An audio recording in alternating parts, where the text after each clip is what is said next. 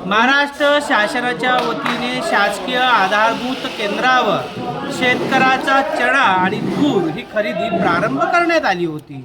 मात्र गेल्या काही दिवसापासून अचानकच अर्थातच काल 24 मार्च पासून ही खरेदी बंद करण्यात आली।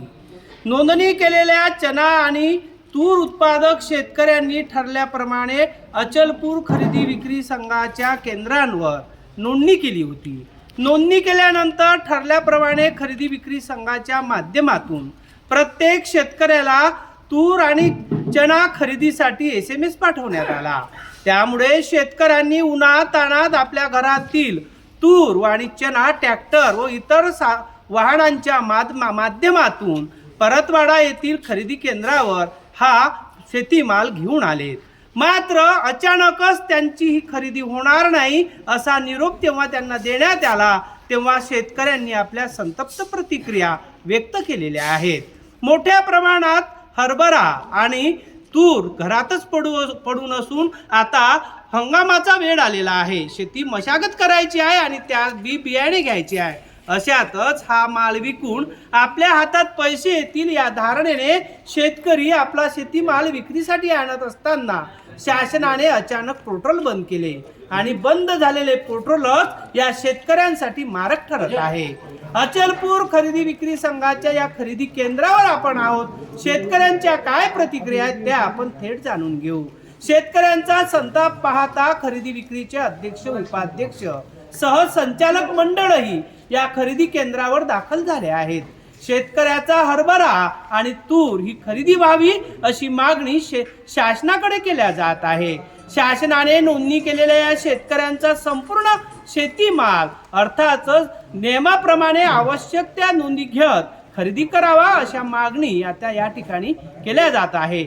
माझ्यासोबत काही शेतकरी आहेत आणि खरेदी विक्रीचे पदाधिकारी सुद्धा आहेत। नेमकं त्यांचं काय म्हणणं आहे आपण थेट त्यांच्याचकडून जाणून घेऊ।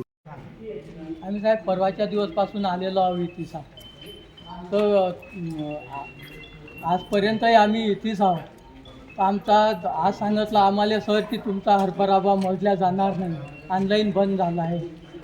तर आम्ही अशा याच्या सर काय करावं, कसं करावं सर? आता आम्हाला काही शेती पाण्याला पैसा पाहिजे, काही व्यवहार राहायचं सर, काही राहते।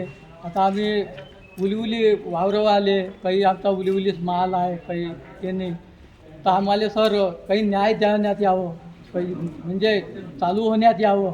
आमचा सगळ्या लोकांचा माल अटकला आहे सर। तुमचं नाव आणि गाव?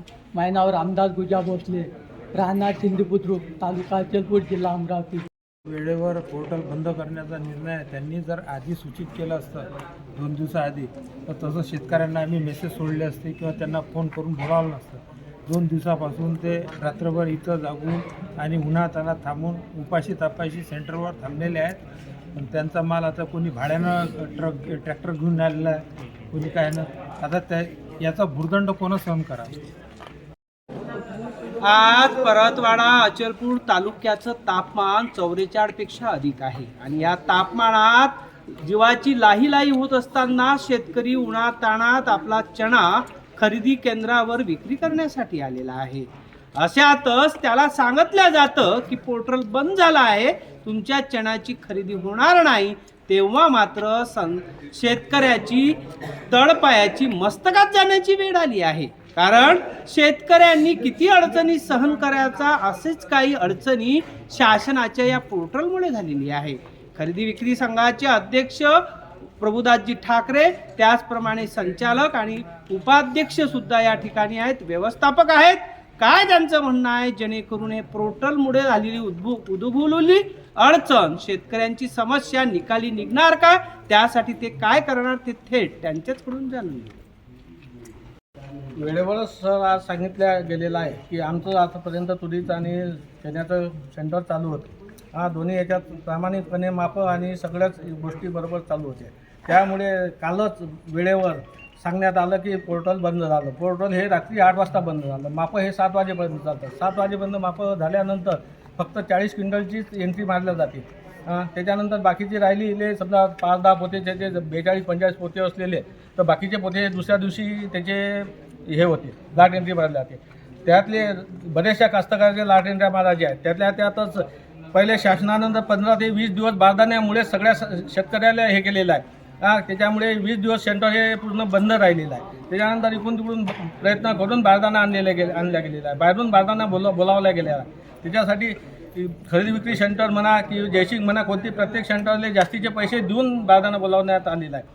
त्याच्यानंतर आता जर वेळेवरच हे पोर्टल बनतं तर या शेतकऱ्यांना आपापला माल न्याव कुठं. कालपासून लोक लाईनीत उभे आहेत, त्यांचे कालही मापनही झाले ना, आजच्या तारखेतही त्याचे माप होत नाही आहे. तर या शेतकऱ्याचा रोष पूर्ण कुणावर येणार आहे, पूर्ण संस्थेवर येते.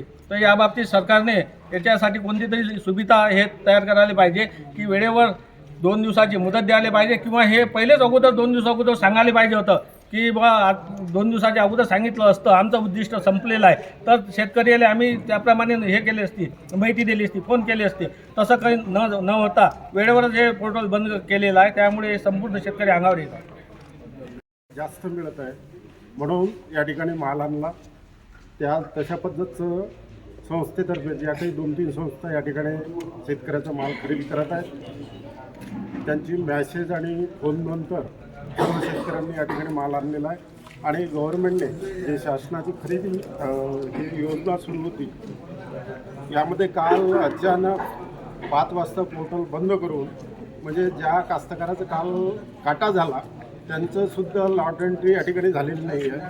ही फार म्हणजे अशी नामुष्कीची गोष्ट आहे. जो शेतकरी आज आपण अमरावती जिल्ह्याचं टेम्परेचर पाहिलं तर जवळपास 44-45 अंशापर्यंत या ठिकाणी टेम्परेचर जात आहे. उपाशी तापाशी पाणी पिऊन शेतकरी या ठिकाणी आपला माल विक्रीसाठी आणत आहे. आणि त्याला जर अशा प्रकारचं वागणूक या ठिकाणी शासनाच्या वतीने जर मिळत असेल तर ही फार शेतकऱ्यांसाठी एक शोकांतिकाची गोष्ट आहे. निर्णय देण्यात आलेला आहे की आजपासून आता पोर्टल बंद झाल्यामुळे खरेदी बंद करण्यात आलेली आहे. आम्ही शेतकऱ्यांच्या वतीने प्रशासनाला विनंती करतो की त्यांनी पोर्टल त्वरित चालू करून जे शेतकरी माल घेऊन इथे म्हणजे त्यांचा माल घेण्याचं राहिलेला आहे त्यांचा माल त्वरित घेऊन शेतकऱ्यांना सहकार्य करण्याची भूमिका आमची राहील.